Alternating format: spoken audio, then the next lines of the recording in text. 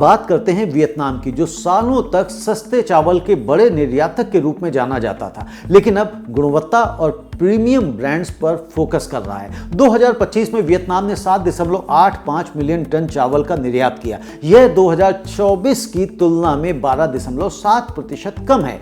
कमाई भी घटी, कुल 4.02 बिलियन अमेरिकी डॉलर, यानी करीब 29.4% की गिरावट। मुख्य वजह अफ्रीका और मध्य पूर्व जैसे पारंपरिक बाजारों से मांग में भारी कमी। लेकिन वियतनाम हार नहीं मान रहा। अब रणनीति पूरी तरह बदल दी गई है। सस्ते कम कीमत वाले चावल से हटकर प्रीमियम और वैल्यू एडेड उत्पादों पर पूरा फोकस, खास तौर पर ST25 वैरायटी, जिसे कई बार वर्ल्ड्स बेस्ट राइस का खिताब मिल चुका है।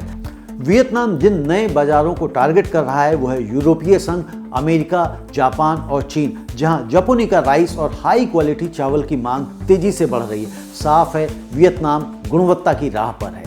2025 में वियतनाम के कुल निर्यात का करीब 40% प्रीमियम चावल रहा। नतीजा, औसत निर्यात मूल्य $512 प्रति टन तक पहुंच गया, जो भारत के $450 प्रति टन से काफी अधिक है। गिरावट के बावजूद ST25 जैसे मजबूत ब्रांड्स ने काम किया। यूरोपीय बाजार में वियतनाम की हिस्सेदारी अब 20% के करीब पहुंच गई है। यह बदलाव सिर्फ व्यापार नहीं, भविष्य की तैयारी भी है। मेकॉन्ग डेल्टा क्षेत्र क्लाइमेट चेंज से बुरी तरह प्रभावित है। अब कम पानी वाली किस्मों और सस्टेनेबल फार्मिंग पर जोर दिया जा रहा है। अगर यह रणनीति सफल रही तो वियतनाम 2030 तक चावल निर्यात से $5 बिलियन की कमाई का लक्ष्य हासिल कर सकता है। हालांकि चुनौतियां भी हैं, खासकर चीन जैसे बाजारों में 10 से 15% तक टैरिफ की बाधाएं।